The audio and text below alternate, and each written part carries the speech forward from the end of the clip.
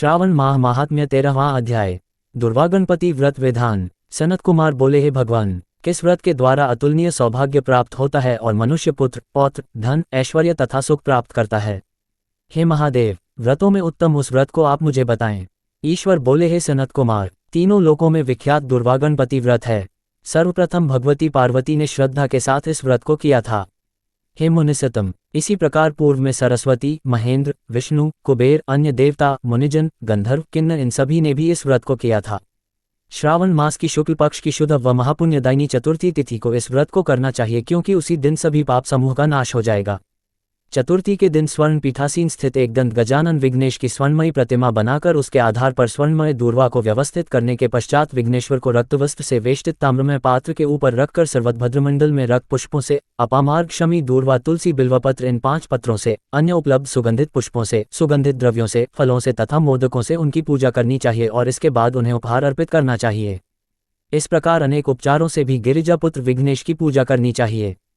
इस प्रकार कहें, सुवर्ण निर्मित इस प्रतिमा में मैं विघ्नेश का आवाहन करता हूँ, कृपानिधि पधारें। इस सुवर्णमय सर्वोत्तम रत्नजटित सिंहासन को मैंने आसन के लिए प्रदान किया है, इसलिए विश्व के स्वामी इसे स्वीकार करें। हे उमासुत, आपको नमस्कार है। हे विश्वव्यापिन, हे सनातन, मेरे समस्त कष्टों को आप नष्ट कर दें। मैं आपको पाद्य समर्पित करता हूँ। गणेश्वर, देव, उमापुत्र तथा मंगल का विधान करने वाले को यह अर्घ्य प्रदान करता हूँ। हे भगवान, आप मेरे इस अर्घ्य को स्वीकार करें। विनायक, शूर तथा वर प्रदान करने वाले को नमस्कार है, नमस्कार है। मैं आपको यह अर्घ्य समर्पित करता हूँ, इसे ग्रहण करें। मैंने गंगा आदि सभी तीर्थों से प्रार्थना पूर्वक ये जल प्राप्त किया है। हे सुरपुंगव, आपके स्नान के लिए मेरे द्वारा प्रदत्त इस जल को स्वीकार कीजिए। सिंदूर से चित्रित तथा कुमकुम से रंगा हुआ यह वस्त्रयुग्म आपको दिया गया है, आप इसे ग्रहण करें। लंबोदर तथा सभी विघ्नों का नाश करने वाले देवता को नमस्कार है। उमा के शरीर के मल से आविर्भूत है गणेश जी, आप इस चंदन को स्वीकार करें।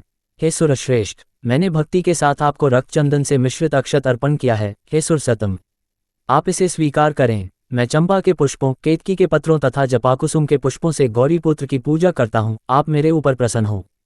सभी लोगों पर अनुग्रह करने तथा दानवों का वध करने के लिए स्कंद गुरु के रूप में अवतार ग्रहण करने वाले आप प्रसन्नतापूर्वक ये धूप लीजिए।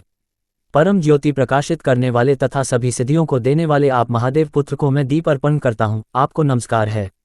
इसके बाद गणानात्वा, इस मंत्र से मोदक, 4 प्रकार के अन्न, पायस तथा लड्डू आदि का नैवेद्य अर्पण करें। मैं आपकी मुख शुद्धि के लिए आदरपूर्वक कपूर, इलायची तथा नागवल्ली के दल से युक्त तांबूल आपको प्रदान करता हूँ। हिरण्यगर्भ के गर्भ में स्थित अग्नि के सुवर्ण बीज को मैं दक्षिणा रूप में आपको प्रदान करता हूँ, अतः आप मुझे शांति प्रदान कीजिए। हे गणेश्वर, हे गणाध्यक्ष, हे गौरीपुत्र, हे गजानन, हे इभानन, आपकी कृपा से मेरा व्रत पूर्ण हो। इस प्रकार अपने सामर्थ्य के अनुसार विघ्नेश का विधिवत पूजन करके उपस्कर निवेदित सामग्री सहित गणाध्यक्ष को आचार्य के लिए अर्पण कर देना चाहिए। उनसे प्रार्थना करे, हे भगवान, हे ब्राह्मण, दक्षिणा सहित गणराज की मूर्ति को आप ग्रहण कीजिए। आपके वचन से मेरा यह व्रत आज पूर्णता को प्राप्त हो। जो मनुष्य 5 वर्ष तक इस प्रकार व्रत करके उद्यापन करता है वह वांछित मनोरथों को प्राप्त करता है और देहांत के बाद शिवलोक को जाता है, अथवा 3 वर्ष तक जो इस व्रत को करता है वह सभी सिद्धियां प्राप्त करता है। जो व्यक्ति उद्यापन के बिना ही इस उत्तम व्रत को करता है, विधि के अनुसार भी उसका जो कुछ किया हुआ होता है वह सब निष्फल हो जाता है। अब उद्यापन विधि बताई जाती है। उद्यापन के दिन प्रातःकाल तिलों से स्नान करें। उसके बाद व्यक्ति 1 पल या आधा पल या उसके भी आधे पल की स्वर्ण की गणपति की प्रतिमा बनाकर पंचगव्य से स्नान कराकर भक्ति तथा श्रद्धा के साथ इन 10 नाम मंत्रों से दूरवादलों से सम्य पूजन करें। हे गणाधीश, हे उमापुत्र, हे अघनाशन, हे विनायक, हे ईशपुत्र, हे सर्वसिद्धिप्रदायक, हे एकदंत, हे भवक्त्र, हे मूषकवाहन, आपको नमस्कार है। आप कुमार गुरु को नमस्कार है। इन नाम पदों से पृथक पृथक पूजन करें। पहले दिन अधिवासन करके प्रातःकाल ग्रह होम करके दूरवादलों तथा मोदकों से होम करना चाहिए। उसके बाद पूर्णाहुति देकर आचार्य आदि का विधिवत पूजन करना चाहिए और घर तुल्य थनों वाली गाय का दान अपनी सामर्थ्य के अनुसार करना चाहिए। हे वत्स, इस प्रकार व्रत करने पर मनुष्य सभी मनोरथों को प्राप्त कर लेता है। हे सनत कुमार, अपने प्रिय पुत्र गणेश के व्रत करने से संतुष्ट होकर मैं उस मनुष्य को पृथ्वी पर सभी सुख प्रदान करके अंत में उसे सद्गति देता हूँ।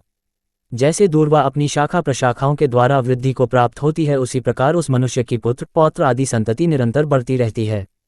हे सनत कुमार, मैंने दुर्वागणपति का यह अत्यंत गोपनीय व्रत कहा है। सुख चाहने वालों को इस सर्वोत्कृष्ट व्रत को अवश्य करना चाहिए।